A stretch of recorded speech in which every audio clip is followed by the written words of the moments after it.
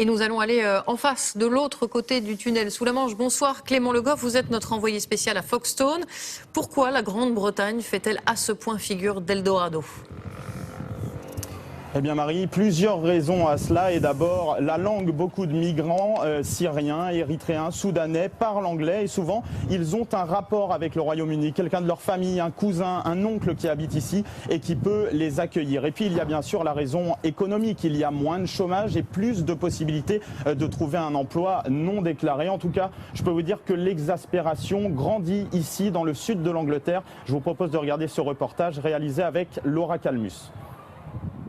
Chaque soir, le même balai de camions à la sortie du tunnel sous la Manche. Mais parfois, les chauffeurs routiers ne sont pas les seuls à avoir fait la traversée. Comme ici, 2 jeunes migrants allongés s'accrochent sur le toit d'un poids lourd. Au péril de leur vie, ils ont gagné l'Angleterre.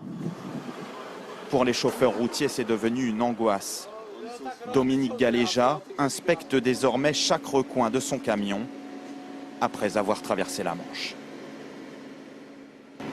Ils grimpent et se mettent sur le toit, les essieux, entre les roues. Partout il y a de l'espace. C'est dangereux pour tout le monde. Et ce n'est pas la seule conséquence. Depuis quelques jours, le passage vers la France est régulièrement paralysé, notamment en raison des intrusions de migrants dans le tunnel. Les files d'attente s'allongent et la colère grandit à Folkestone, petite station balnéaire et porte d'entrée du Royaume-Uni.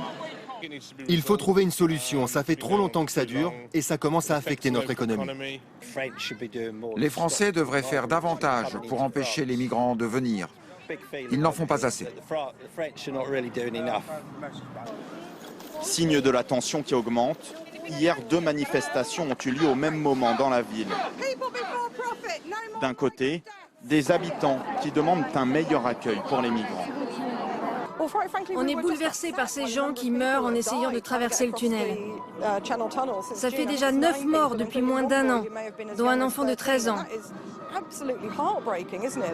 Face à eux, tenus à distance, des organisations d'extrême droite, anti-immigration. Les Anglais en ont assez. On est une petite île, on ne peut pas accueillir tout le monde. Il est temps de fermer la porte. Hier, les policiers anglais ont permis d'éviter l'affrontement, mais le débat sur la crise des migrants